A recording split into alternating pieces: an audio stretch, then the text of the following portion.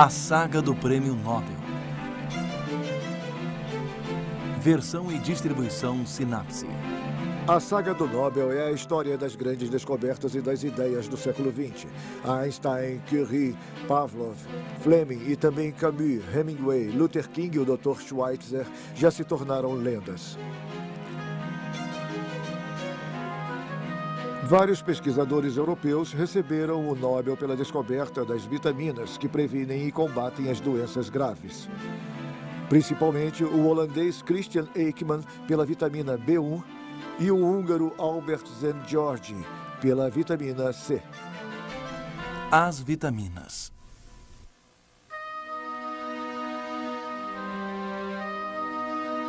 Da antiguidade até meados do século XX, doenças mortais e misteriosas assolavam os continentes. O sudeste asiático estava devastado pelo beriberi. A mesma doença causava grandes perdas nas embarcações de longo percurso, assim como o escorbuto, que atingia também o norte da Europa. No século XIX, a pellagra, doença que destrói a pele, propagou-se pela bacia do Mediterrâneo e em regiões do sul da América. O raquitismo dizimava as crianças dos bairros pobres de Londres e de Glasgow. Naquela época, acreditava-se que essas doenças eram devidas aos micróbios. Hoje se sabe que essas calamidades tinham como causa a ausência de vitaminas. Mas qual será a natureza das vitaminas? São moléculas que o corpo humano não pode sintetizar e que estão presentes na alimentação. A química conseguiu identificá-las e cristalizá-las. Ainda que o organismo só precise de pequena quantidade delas, estas 13 substâncias são indispensáveis à vida. Vários Nobel europeus estão associados à descoberta das vitaminas. Christian Eijkman recebeu o Nobel em 1929. Ele demonstrou que a vitamina B1 cura o beriberi, responsável pela destruição progressiva do sistema nervoso. Ele divide o prêmio com o britânico Frederick Dowland Hopkins, que descobriu a vitamina A, indispensável para a visão e para um crescimento normal. Em 1937, o Nobel é concedido a Albert Szent-Györgyi e ao britânico Walter Haworth pela estrutura química da vitamina C, tão necessária ao bom funcionamento de elementos essenciais do esqueleto, as cartilagens e os ligamentos. Em 1938, o austríaco Richard Kuhn é laureado pela identificação da vitamina B2, que regulariza a produção de energia do sistema respiratório. O suíço Tadeusz Reichenstein realiza a primeira síntese industrial da vitamina C. Ele recebe o prêmio Nobel em 1957, mas por outras pesquisas sobre os hormônios suprarrenais. Em 1964, a britânica Dorothy Hodgkin recebe o Nobel pela estrutura molecular da vitamina B12, necessária à formação dos glóbulos vermelhos.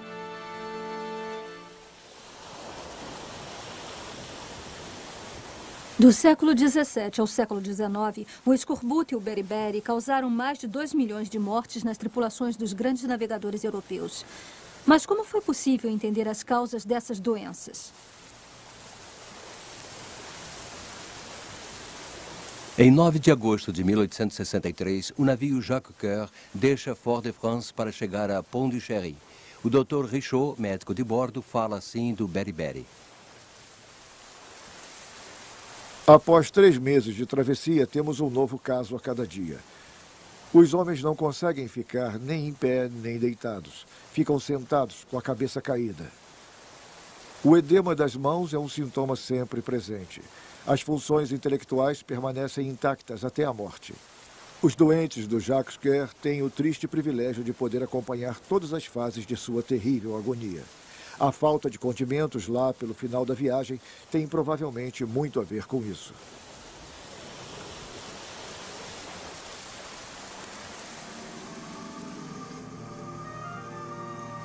Para outros navegadores, surgia também de forma inexplicável o escorbuto.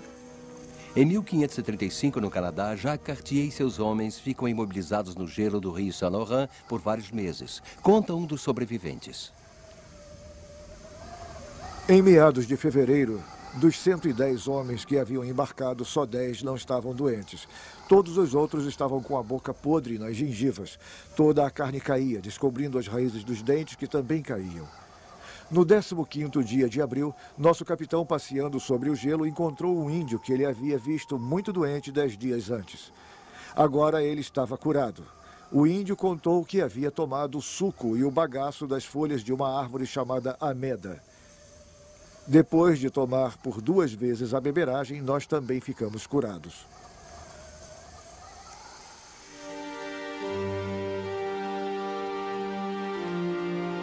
A cura parece então depender da alimentação. No século XVIII, James Lind, médico da Marinha Britânica, nota que o escorbuto não afeta os marinheiros que tomam limonada.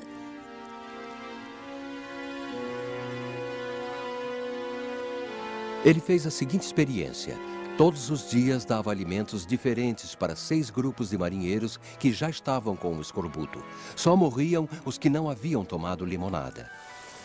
Em 1770, o explorador inglês James Cook nota o mesmo fenômeno com o uso do repolho e aplica os mesmos métodos. Em 3 anos de navegação, ele perde só 5 homens.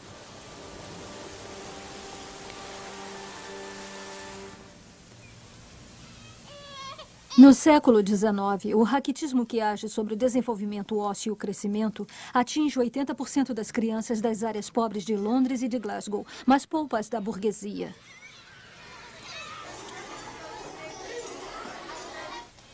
Além de uma alimentação extremamente pobre, observam-se as condições de vida dessas primeiras grandes aglomerações, cujas construções elevadas impedem a passagem da luz do sol, que através da pele sintetiza a vitamina D.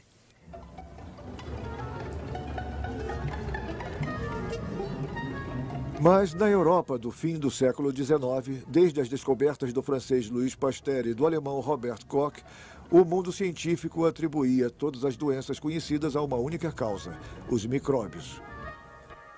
O pesquisador holandês Christian Eijkman iria provar que a causa pode ser outra, ao elucidar o enigma do beriberi.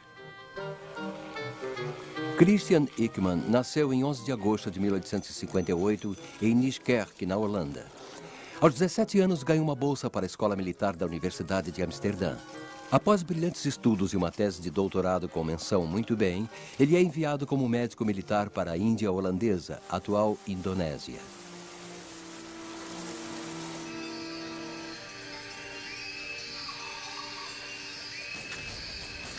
Durante 2 anos, ele exerce em Java e Sumatra. As tropas do exército holandês combatem tribos nativas que resistem ferozmente ao norte de Sumatra. Mas o beriberi causa mais mortes do que o adversário. Fato curioso, os habitantes da região não são atingidos pela doença. Em 1885, um forte ataque de malária obriga Eijkman e sua esposa a voltar. Ela não irá sobreviver. Transtornado por essa morte, ele decide se especializar em bacteriologia. Retorna à vida civil e vai para o laboratório de Robert Koch, em Berlim.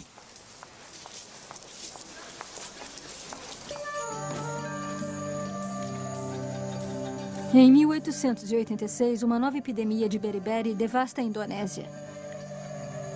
Nas prisões holandesas, a doença dizima os detentos. Ser condenado à prisão é uma sentença de morte. Milhares de operários das minas, de soldados, de crianças dos orfanatos sucumbem à doença.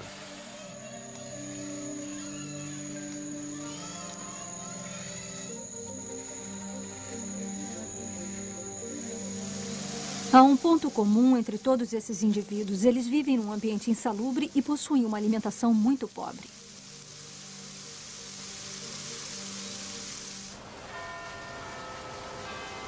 O governo da Holanda, impotente frente à gravidade da situação, solicita a ajuda de Robert Koch, que, muito ocupado, sugere que Eijkman vá no seu lugar. Corajosamente, ele aceita voltar para Java com um assistente, Gerrit Gringens.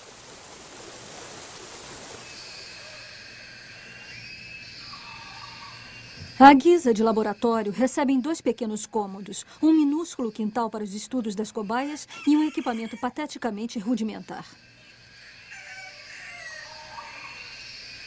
Após a chegada de Eijkman, chamam a sua atenção para o fato de que certas populações de pombos e galinhas apresentam as mesmas reações dos homens com beriberi.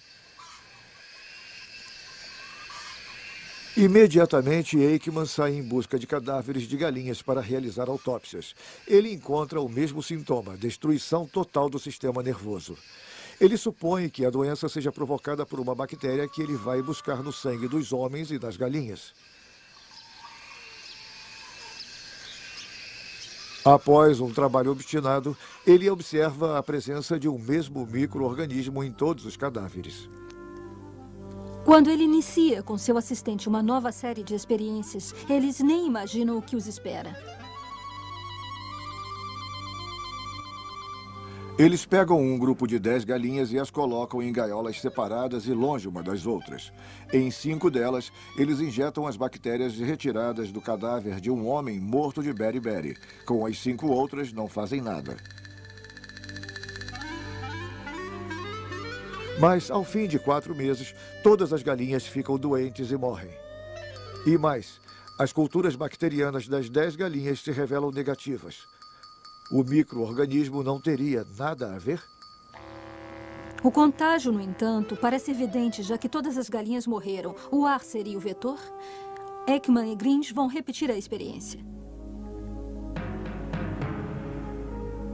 Eles pegam de novo um grupo de 10 galinhas, colocando-as ainda mais distantes umas das outras. No primeiro grupo de 5 galinhas, eles injetam o sangue e o conteúdo dos intestinos das galinhas já mortas. Com as outras 5, eles não fazem nada. Após alguns meses, todas apresentam os sintomas do beriberi. A doença desaparece misteriosamente. Todas as galinhas ficam ótimas. Aikman se questiona e começa a duvidar da hipótese de que o beriberi seria uma doença infecciosa. Durante uma conversa informal, Garrett Gringes conta que havia chegado um novo cozinheiro que prepara o alimento tanto do hospital militar quanto das galinhas. Ele se recusa terminantemente a dar às galinhas o arroz de luxo, isto é, o arroz descascado e cozido, destinado aos militares, e alimenta as galinhas com arroz integral mais barato.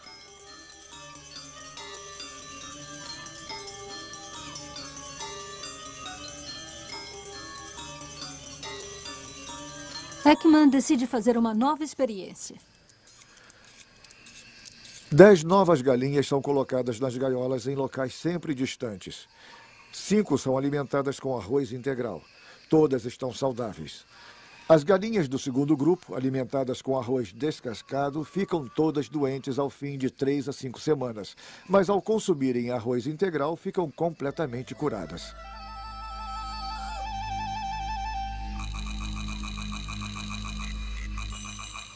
Aikman continua se indagando. Será que o líquido do cozimento do arroz integral desenvolve uma substância antitóxica que impede a doença? E surge uma outra hipótese. E se o invólucro do arroz, chamado cutícula, contivesse quantidades ínfimas de uma substância química indispensável ao homem e à galinha? Infelizmente, Aikman sofre uma nova crise de malária e tem que voltar para a Holanda. Grinch permanece em Java e prossegue sozinho com as pesquisas. Em 1901, após várias experiências, ele confirma a hipótese de Aikman. O beriberi é causado pela ausência de uma substância natural encontrada na cutícula dos grãos de arroz, mais tarde chamada de vitamina B1.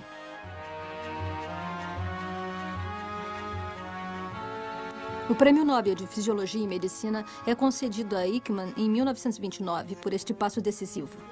Em sua homenagem, o governo holandês manda cunhar a medalha Aikman.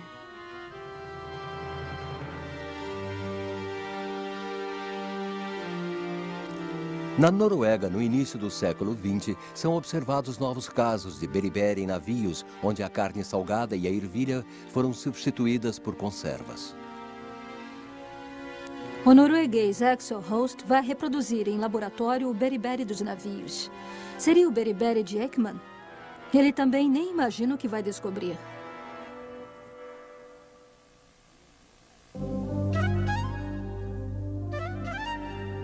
Host frequentou os laboratórios de Louis Pasteur em Paris, de Robert Koch em Berlim e, sobretudo, de Aikman em Java. É professor de higiene e bacteriologia.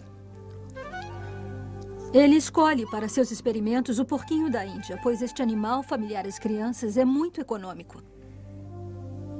Em uma primeira série de experiências, 10 animais são alimentados só com cereais integrais, que supostamente curam o beriberi. Todos morrem ao fim de 30 dias, em média. Surpreso, ele constata: um exame microscópico dos tecidos não consegue demonstrar a polineurite do beriberi. Os sintomas correspondem aos do escorbuto.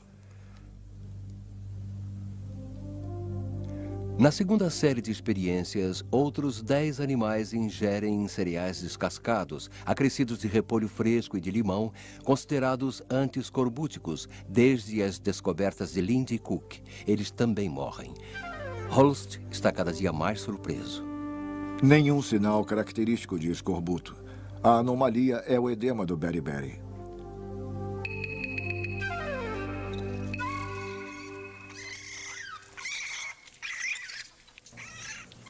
Com estas duas experiências, ele descobre duas carências vitamínicas ligadas à ausência da C e da B1. Ele publica estes resultados, mas ninguém dá atenção. Decepcionado, Holst abandona suas pesquisas e jamais será citado nos dicionários médicos. Na época, o escorbuto continua sendo, para a grande maioria dos médicos, uma doença infecciosa. Para alguns, ela é transmitida pelos piolhos. Para outros, é a prisão de ventre que cria toxinas nocivas nos intestinos.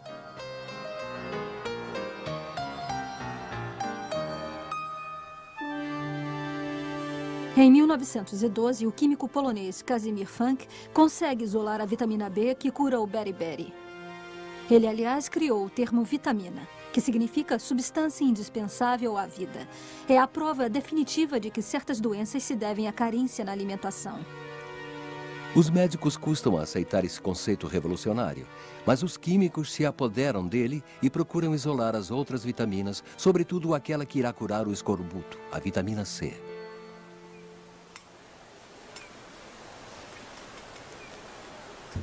Em 1914, no Instituto Lister de Londres, um grupo de pesquisadores, quase que exclusivamente mulheres, pois os homens haviam partido para a guerra, tenta melhorar a alimentação dos soldados.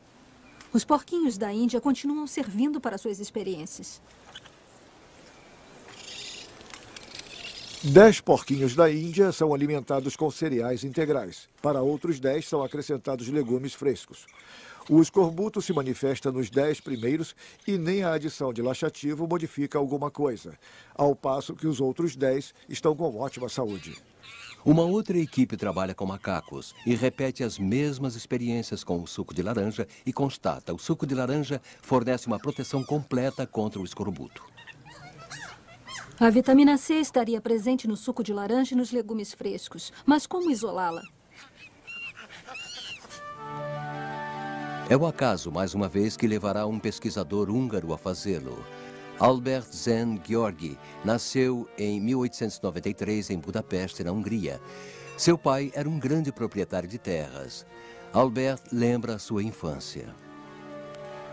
Aprendi que só valia a pena se dar ao trabalho pelos valores intelectuais. A criação, seja ela artística ou científica, é o objetivo mais alto a ser atingido.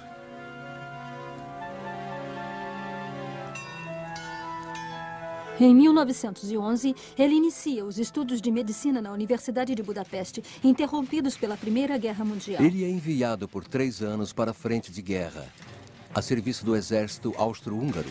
Mas, indignado com a atrocidade dos combates e os sacrifícios humanos, ele quer largar a frente e fere voluntariamente seu braço com um tiro de fuzil. Essa trapaça poderia tê-lo levado à forca, mas não foi descoberta e ele recebe uma medalha de prata por sua suposta bravura. Já médico formado, sua curiosidade o conduz a vários laboratórios europeus. Ele se interessa pelos mecanismos fundamentais da vida. Eu sempre tive certeza de que não existe diferença real entre as plantas e os animais. Na base, a natureza, assim como a vida, é uma só. Temos apenas a impressão de que existem diferenças. Eu comecei a estudar as plantas, como elas produzem energia a partir da alimentação.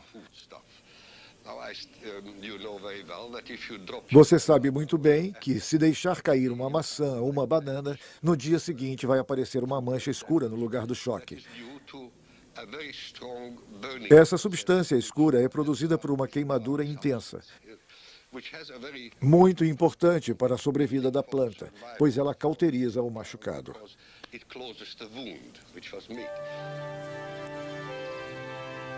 Em 1927, em Cambridge, ele descobre que os repolhos contêm uma substância que impede que os frutos se estraguem. Esta substância retém o oxigênio e interrompe, assim, a oxidação biológica. Eu conhecia muito pouco a estrutura química dessa substância, só sabia que continha açúcar. Nós, químicos, sempre designamos o açúcar pelo sufixo -ose. Como eu ignorava o resto da sua composição, eu o chamei de ignose. Mas o editor do jornal de Química era uma pessoa muito séria. Não gostou da brincadeira e recusou o meu artigo. Propus então God Knows, sabe Deus, e ele gostou menos ainda. Agora, falando sério, eles concordam em chamar essa substância de ácido hexurônico. Zent vai para a Fundação Mayo de Rochester, nos Estados Unidos. Lá isola 25 gramas do ácido a partir das glândulas suprarrenais dos animais de abatedouros. Quando volta para a Hungria, em 1932, Zent descobre que a páprica ou pimentão doce é muito rico nesse ácido, do qual consegue vários quilos.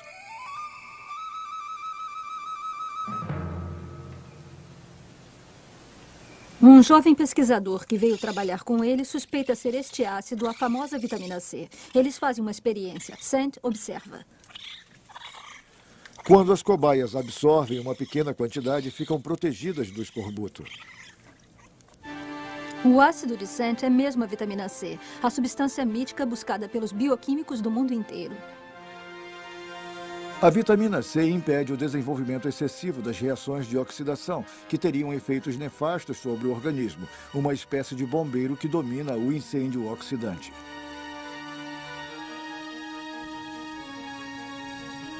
Nesse meio tempo, Walter Haworth determina a sua fórmula química. Ele a chama de ácido ascórbico.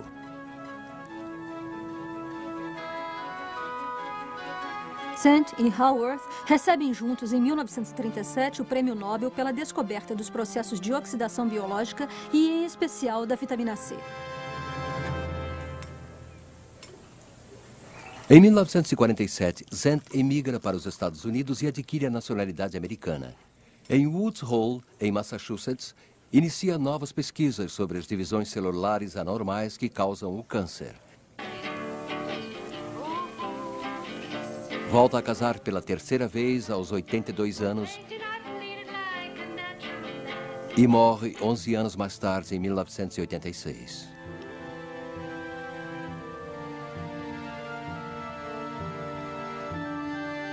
Mas hoje, o que se sabe sobre as vitaminas? As vitaminas se associam às enzimas para regular todas as catálises do corpo. Sem catálise, não haveria energia celular. O corpo pararia de funcionar.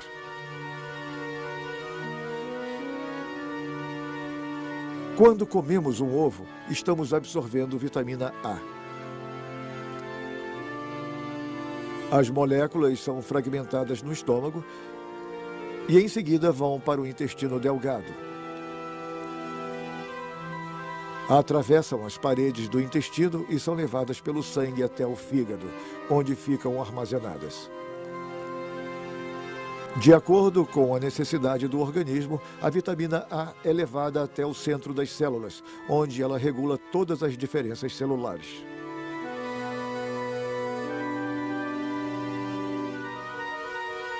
Nos países industrializados, o aporte de vitaminas é bastante satisfatório quando a alimentação é variada.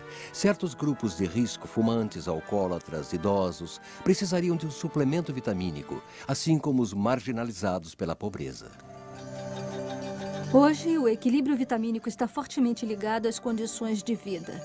Nos países do terceiro mundo, a ausência de vitamina A ainda provoca muitos casos de cegueira em crianças. Por falta de vitamina PP, a pellagra, cujas manifestações são visíveis na pele, é endêmica na Índia e de forma mais localizada na África, regiões onde as populações comem quase que exclusivamente cereais, como o milho. Certas práticas religiosas ainda proíbem que se exponha o corpo ao olhar dos outros. A pele sintetiza a vitamina D graças à luz do sol. A proibição provoca o raquitismo nas crianças. Isto ocorre na África do Norte, na América do Sul, na China do Norte, na Índia e no Oriente Médio.